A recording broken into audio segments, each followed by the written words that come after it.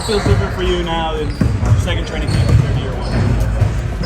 Well, I think the biggest benefit, obviously there's the aspect of having a new coach and a lot of new teammates. So in that regard, I'm trying to figure out my teammates, trying to figure out new coaches and how this league works and how this league operates. And, I played the last game of the college season. Caitlin Clark, the face of college basketball's recent explosion and the WNBA's biggest rookie name, is making headlines again.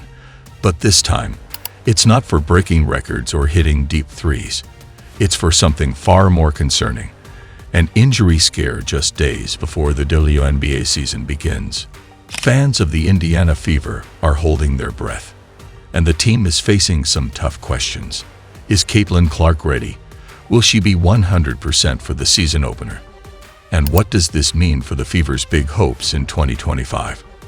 Let's break it all down. Caitlin Clark was expected to debut in the Indiana Fever's preseason opener against the Washington Mystics.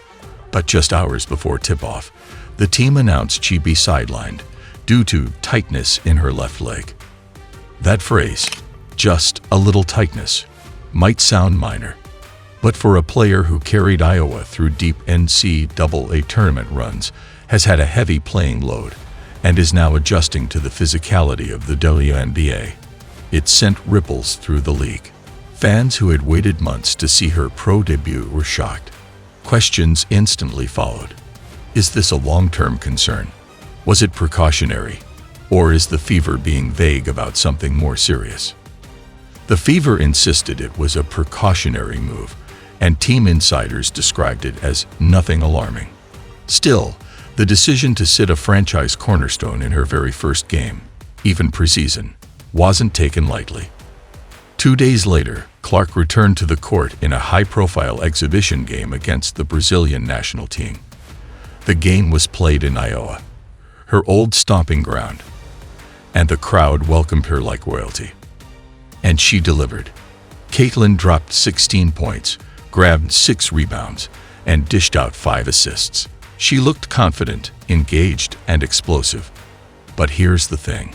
Her minutes were limited, and she didn't look quite like her full-throttle self. The Fever's coaching staff made it clear they're not rushing her. We're working closely with the training team.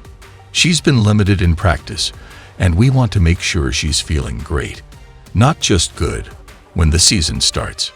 For the Indiana Fever, the stakes are high. This isn't just about one player. It's about a team trying to rebuild its identity.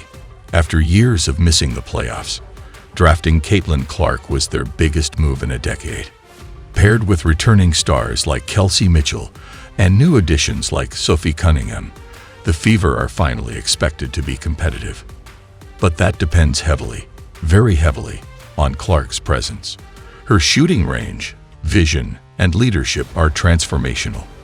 And even though she's just entering her rookie season, there's already a sense that the team's success will rise or fall with her availability. A ton of minutes. I want to make sure we get a true sense of where we are.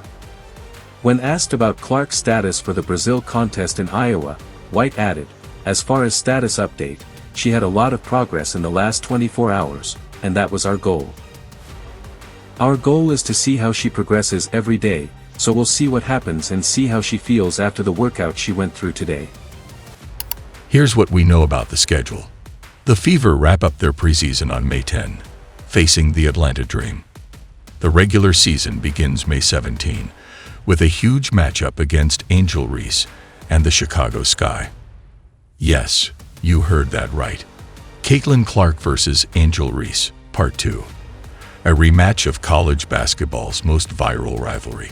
The WNBA is already marketing it as must-see TV. But if Clark's leg isn't ready by then, will the Fever really risk playing her? Or will they prioritize long-term health over early hype? Sports analysts have chimed in on the situation, with mixed opinions. Some say the Fever are playing it smart, resting their star early to avoid stress injuries later. After all, Clark played more minutes than almost anyone in college basketball over the last 4 years. Others think the WNBA's quick turnaround from NCAA championship to training camp is simply too fast. Athletes need recovery time, especially when transitioning to a faster, more physical league. There's also the mental pressure. Clark isn't just another rookie. She's the rookie. Ticket sales have skyrocketed. National TV deals are leaning heavily on her name. There's a lot riding on her debut, and both the league and the Fever are aware. Caitlin, how aware are you at the end of a game, something like that? Obviously, you're not trying to manipulate the game, but obviously people knew the last rebound is triple-double. I mean, it's right next to the scoreboard, so I think everybody's pretty aware of what's happening. I mean, honestly, somebody had to get the rebound, and I was actually the closest one to the ball, so yeah. Let's be real. Caitlin Clark is more than a player. She's a phenomenon. Jersey sales. Number 1. Fever games. Selling out.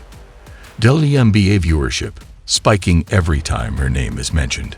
The Fever's opener is already projected to break viewership records, and a large part of that is Clark. But all of that means nothing if she's not healthy.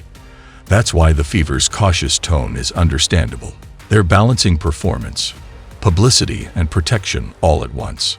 Been limited in practice and is under strict medical evaluation.